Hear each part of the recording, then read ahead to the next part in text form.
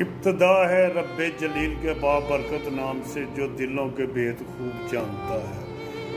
कहते ने एक दफ़ा का जिक्र है कि हज़रत मूसा अलैहिस्सलाम एक पिंड दे विचों दी लंघ के रोज़ाना जाते होंदे सन ते पिंड वालियां ने कहा कि अल्लाह पाक दे बड़े प्यारे नबी ने ते बेहतर है कि इन्हां नाल कोई गल करिए। ते उन्होंने मूसा अलैहिस्सलाम आए तो उन्होंने कहा मूसा अलैहिस्सलाम साडे पिंड दे विच बारिश नहीं पैंदी पई, किन्नी देर हो गई, चिंद परिंद दरिंद हवान इंसान फसलां सारियां तबाह होण लई दियां ने ते तुसीं कोई मेहरबानी करो, तुसीं अल्लाह दे प्यारे नबी हो ते कोई दुआ करो। उन्होंने कहा ठीक है अज मैं आवांगा पिछले टाइम ते 4 बजे जिहड़े ने इत्थे ग्राउंड च बंदे इकट्ठे हो जान ते इत्थे दुआ करांगे अल्लाह पाक दे कोल। ते उन्होंने दुआ जदों मूसा अलैहिस्सलाम आए ने तो उन्होंने दुआ की कि या बारी ताला दूं जहाना दे बादशाह इस पिंड दे विच बारिश नहीं होंदी पई, मवैशी जिहड़े ने इंसान जिहड़े ने फसलां जिहड़ियां ने चिंद परिंद जिंद जिहड़े ने सारे परेशान ने, अल्लाह सोने अपनियां रहमतां दे फजल कर दे ते बारिश पा दे। गैबी आवाज़ आई कि मजमे दे विच एक ऐसा बंदा बैठा दा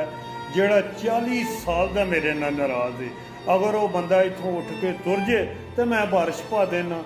तो वो जिहड़ा बंदा बैठा था जिहड़ा गुनाहगार सी, बंदे नूं पता हुंदा कि मैं गुनाहगार हाँ, उन्हां दी इन्नी दाड़ी सी एडी वड्डी तो उन्होंने परना बन्निया दा ही तो उन्होंने थल्ले मूँह करके तो बड़ा रोए ने। उन्हें कहा या बारी ताला मैनू माफ़ी दे दे, मैं अगर इस मजमे च उठ के जावां तो मेरी पिंड च बड़ी बेइज्जती है। अल्लाह ताला ने बड़ी तेज़ बारिश आ गई जनाब, ते पानी बड़ा दौड़ा लग गई बच्चियां दियां ते अल्लाह ने बड़ी रहमत की। तो वो जोड़े बंदे सन मजमे च बैठे दे उन्हें कहा मूसा अलैहिस्सलाम बंदा तो साढ़े चो उठ के कोई नहीं गया तो अल्लाह ने बारिश पा दी है।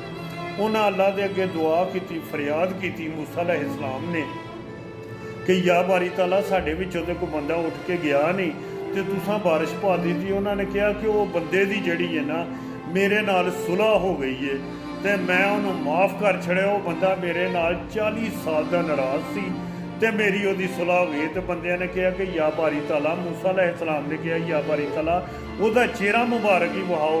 उन्हें कहा नहीं, जदों गुनाहगार सी मैं तो उदों नहीं उहदा चेहरा वहाया, हुण तो मेरा दोस्त बन गया। तो गल करन दा मकसद ये है कि अल्लाह के घर दे विच देर है अंधेर है नहीं। जिहड़ा भी बंदा सच्चे दिल नाल अल्लाह को तौबा करे तो अल्लाह पाक कबूल कर लैंदा उहदी। ते अपना ख्याल रखियो। तो हवाले रब दे राजपूत दा वेलकम हो गया।